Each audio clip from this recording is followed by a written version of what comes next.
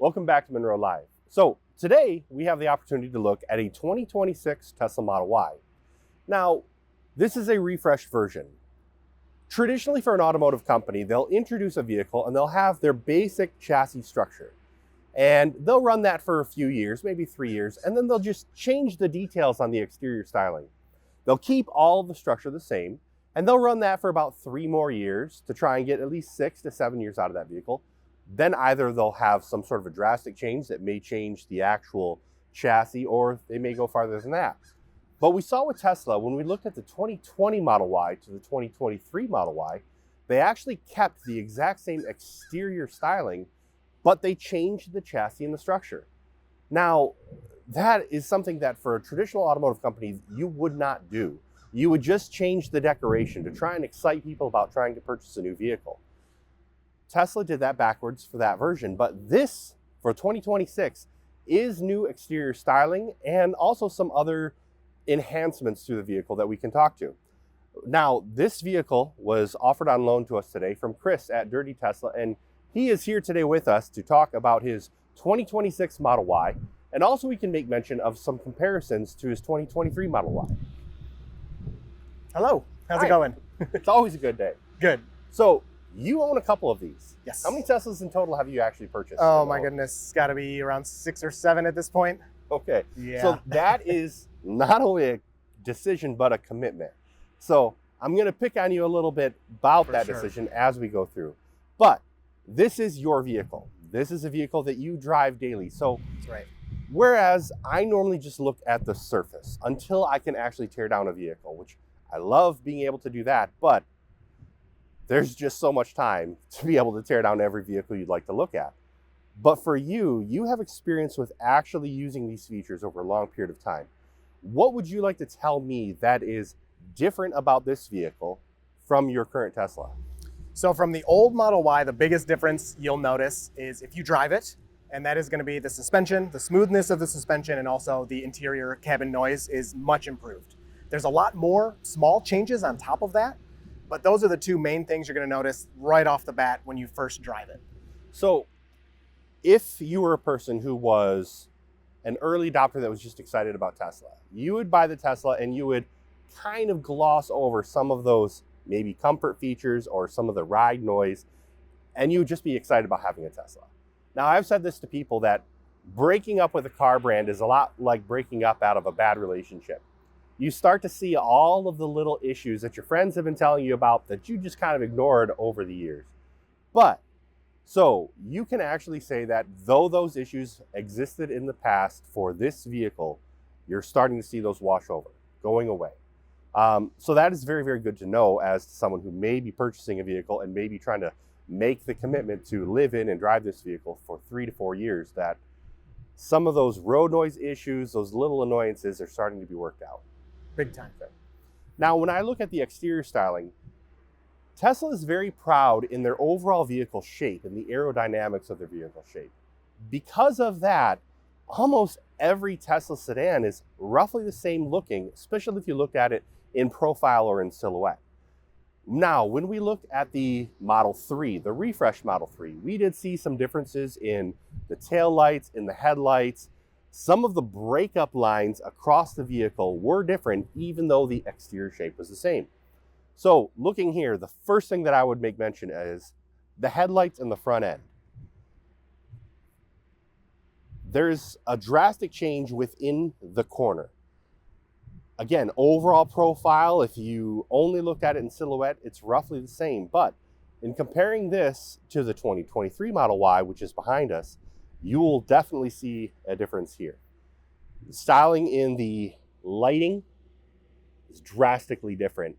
Now, it's not just changing the light. In order to change that light, I also have to change the fender. I also have to change the front fascia. It's also breaking the line from the hood. So, new component, new component, new component, new electrical component. There's a possibility that this is all being hanging on the current structure from the 2023 Model Y. Although since we saw differences between the structure in the 2020 Model Y and the 2022 Model Y, there may be drastic differences that are changed within that we cannot see. Again, unfortunately, I cannot tear this vehicle apart, and I'm certain Chris is happy I'm not tearing his vehicle apart. That's right.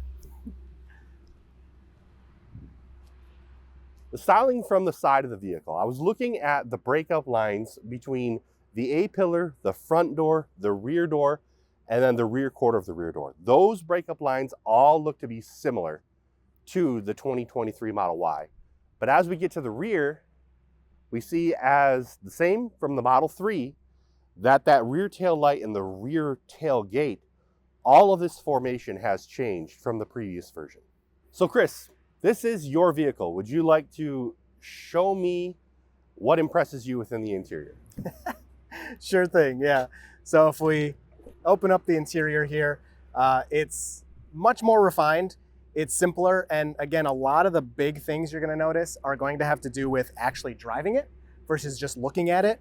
But off the bat, you have slightly upgraded seats. They're perforated and they're cooled now, which is a huge upgrade, especially at this price point. I think it's very important. And then of course you have Tesla's new shifting technology, which not everyone is a fan of, especially when they haven't used it. But you do not have a shift stalk on the right side. You shift either via the screen, or the car is smart enough 90-95% of the time to know whether you want to go in forward or reverse from a parking spot. And on top of that, if you go to make a 3-point turn, the car will automatically switch gears as you kind of come to the completion of each maneuver. So you can switch from forward to reverse without touching anything. The car does it automatically. So when I do my traditional interior reviews, I'm looking at a static vehicle. I never get to really drive these vehicles. Having that type of an insight is important to actually talk about the usability and how a potential customer would actually interact with their vehicle. So thank you very, very much for that. Looking at the materials, though the breakup is a little different, a lot of the overall construction is the same, especially if we consider the construction that we saw on the Tesla Model S. Now, the Model S is a much higher trim level vehicle and a much more expensive vehicle. So it's interesting to note that, okay, a wrapped top pad, Alcantara or artificial suede bolster, wrapped material, even wrapping on the lower panel, that is what we saw in the Model S, but they're bringing it down in trim to the Model Y. Now, I've done that in past. I've worked with some of my customers years ago where I was able to make a high-end looking interior for a lower price than their base version. And I asked my customer, well, since I can do this at a lower price than what you're currently paying for the base, do you want me to just take over that volume and make an interior that will work for all of those? And they told me no. The reason why they said no is because we need differentiation between our trim levels for our, that's kind of funny, they will say because of our profit margin, but I'm like, okay, so you're voluntarily paying more money for something that's in a less expensive vehicle than you are paying for what's in the higher end vehicle. But I just think that it's interesting that they're able to provide this type of a construction similar to what we saw in the more expensive Model S within the Model Y. So the overall construction of the center console is very similar, but it is a little bit more refined. And what do I mean by more refined? A thinner, lower profile to the armrest. Tighter profile of the wrapping up front. Whereas in the previous Model Y, this wrapping and stitching continued all the way to the back. They moved it, minimized it to just that component, and then the small wrapping on the armrest. But overall, if you squinted your eyes, you'd say it's the same. Now, why does this matter? In the past, I've worked with design studios, and they always wanted to try and put some little decoration. And then sometimes they wanted to put more decoration. They would build up. And I would tell them, is this a luxury vehicle? Or say to them, is this a luxury vehicle? And they would say, well, yes, it is a luxury vehicle. That's why we need all these features. I need the piping. I need the decorative stitching. I need this. I would say, okay, well, consider a lot of designer bags or luggage. What does that look like? Well, it's very, very sleek. It's very simple. It's very, very clean.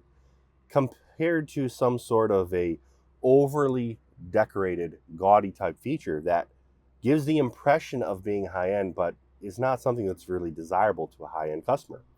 By minimizing the overall look and the decoration, I think that it does enhance the perceived quality of that feature, that component. Again, this is just my personal opinion, but I am not opposed to them minimizing the stitching, bringing it back, rather than having the entire side. I like the streamlined armrest. It doesn't have to be very, very thick. So again, on the doors, we have this decorative light pipe. Now, that type of decoration, what is it for? Is it task lighting? Can I read by that light? Well, no. It's just giving me a decorative impression. So it can be a costly feature that I'm putting in simply for decoration rather than for any type of function. And the question becomes, how refined does this vehicle need to be, the Tesla Model Y? At what price point are we expecting that type of a decorative feature? Even though it's very, very thin line, it's very, it is not overly decorative, it's not overly designed, but it's still giving me the impression of a high-end feature. So we've talked about the Tesla seats a lot and through a lot of different vehicles. The Model 3s, the Model S's, the Model Ys that we have torn apart, they've all basically had the exact same seat. There were some differences in the Model S where they actually used the exact same seat structure. They did have ventilation in that seat, and they increased the size of the bolsters. Now that would make sense for a sports car where you want that sporty feel, where the seat is hugging you when you're going around fast or tight turns. This does not have the increased bolster like the Model S, but it is still overall the same structure, the fixed headrest, the exact same styling. Now, changing a seat structure is very expensive because this primarily is a safety feature. It is a feature that is going to protect you in a crash. There's a lot of engineering that goes into a seat. So, though I may be able to change the foam, the cover, the overall styling, the general construction of this seat is not something that you would change lightly. So, of course, in the Cybertruck, when we tore that down, it had a drastically different seat structure for the rear, but the front seat structure was the same. The look of the seat was different, but the exact same headrest guides and structure for the seat back that existed in the Model S, the Model Y, existed in the Cybertruck. They just changed the cover and then changed the plastic panels that supported that shape. So when looking at the rear seat, now I would normally just kind of ignore this area, but this is unique. This is something that is different. In the previous Model Y, the seat back, to hold it in its upright position, there was a handle latch on the top shoulder, and there was a latch up high on the seat. But for this new Model Y, the seat folding is now an electronic feature. There are buttons on the cushion side to release the seat to be able to fold that seat down. Now, this makes for a more expensive structure because you have to take the entire crash load of the seat in that lower hinge rather than relying on any sort of upper support. So this is a heavier seat structure. It's a slightly more expensive seat structure. And now we have the addition of an electronic latch mechanism. Now that would have to be on both sides of the seat. So it is worth noting that this is a new feature and a new design and a more costly design that Tesla has chosen to put into this vehicle. Hit the button.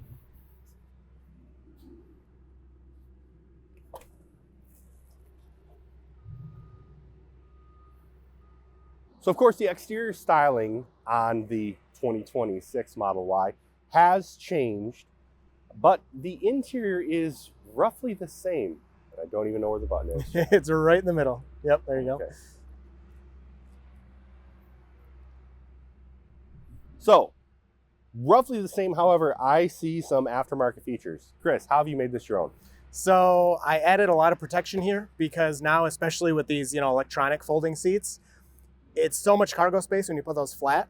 You now have this full flat protected storage by using these covers, and you can throw stuff in here. I kept it moderately clean for you guys, but regularly this is just full of stuff and trashed, and I'm using it almost like a mini truck bed kind of to move stuff around in here.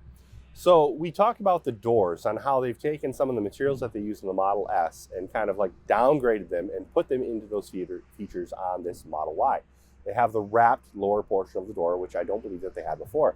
But as you mentioned, these side panels here, these are actually fabric wrapped. It's actually a woven fabric rather than just the formed carpet panel like lower here. Are you comfortable having that type of feature in a cargo area? Is it a problem for you? No, I get why you say that because it is more sensitive, and I can already see it's a little dirty up there rather than the plastic that you could much more easily clean off. But I think, again, it's just a guess on my part, but I think they did it for the interior noise and all of that. And in that regard, it did seem to improve things. So I'm okay with it, although it definitely could get damaged. I mean, this is pretty soft. You know, if you feel in here, Yep. if you push, it's soft. So if something sharp goes in here, you may be damaging it for sure. Yeah, years ago I was working on a development of a vehicle, and they actually wanted a leather cargo floor. Oh. And they wanted a cushioned leather cargo floor because the carpet version was 6 millimeters thick. So they wanted the leather version to be 6 millimeter thick. So I said, well, the leather comes 1.2, so we're going to have to put foam underneath that. Oh yeah, do the foam. Like, you realize if you put in luggage and you have wheels and those hard wheels, and I have sun beating down, pressing on that, you are going to thermoform that leather and you're going to have permanent indents. Well, we can't have that. Yeah, you can't. Anyway, so when you choose what materials you're going to use and where to use, you really have to think about how the customer is going to use it, how they're going to be affected by that decision. This is very, very high up in the cargo area, Right. so you're not going to be having things sitting down on it like you are on the load floor, but it's still something to consider. Now, I have to ask this just because I saw it and I know it's not a standard or as sold feature, Right. but what is that? So that's my Starlink Mini that I Okay. have mounted in the back of the vehicle. What benefit do you have to have that mounted in your vehicle? So Starlink Mini will get internet anywhere basically on Earth that it can see the sky. So right here in this parking lot, in the middle of the desert, it doesn't really matter as long as you can power it, which you have the 12 volt down here, so you can plug it in right here. It'll get internet anywhere. And so most of the time I have the plan actually turned off, so I'm not paying monthly, but there's no commitments or anything. So at any point, if I'm in an emergency or we're going traveling on a road trip and we're in a dead zone or something, I can just plug it in and start using it and just pay for that month or the time I'm using it. So it's something that, you know, at first I was like, I don't know if I need this, but as I've thought more about it, it almost seems like a really smart kind of emergency backup just in case to have with you.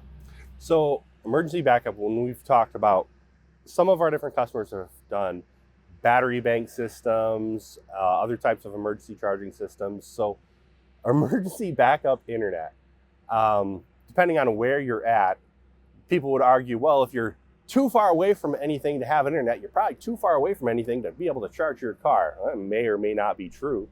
But this is Tesla. That is Tesla. I would almost question, why isn't that just automatically built into this? And how much would it possibly cost them to build that into this? Yeah, I definitely cannot answer that. Yeah. But it's, I mean, you know, he's got the companies. He could, you know, Elon could integrate all this stuff if he wanted to. It seems like something they could do. And then right on your screen, you just swipe, enable Starlink internet. Now your car is a hotspot, which a lot of cars today come with that already over LTE, of course. Not a feature Tesla currently offers, right? So that could be a way for them to do it. Other thing that I have to ask you about, the Tesla Cybertruck. We tore down a Cybertruck. We have a Cybertruck here. It is very polarizing. Now, personally, when I look at everything from a cost basis, I was able to tear it down and look at what they did there. And to me, it looked like the engineers were given a task. They achieved the task, but they did not achieve it efficiently.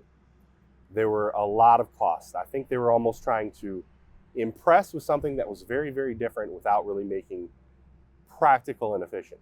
That's my opinion. But I've never owned one. I never drove one. But you did own a Cybertruck, correct? That's right. What are your thoughts about the Cybertruck, and why do you no longer own a Cybertruck? Cybertruck was by far the best vehicle I've ever owned. I mean, it was an amazing vehicle. Again, it's funny because we're coming from two different perspectives. You're looking at how they're building it and how much it costs and everything. And I'm just like, hey, I'm using it and it's great, right? So comfort and the drivability and the features in it were just awesome. It's a very expensive vehicle, as you know. And so for me, it made sense to move from that very expensive vehicle to a much cheaper, less than half the price vehicle here, despite depreciation and all those, you know, kind of things I had to deal with, to be in this, especially when you talk about the amount of driving I was doing. I do a lot of driving. And so while Cybertruck is efficient compared to a gas pickup truck, right? It is not efficient compared to a Model 3 or a Model Y. I mean, not even close. It uses, in my driving, it was using almost double the energy. And I could notice that in my fuel costs, you know, electricity fuel, fueling the electric vehicle.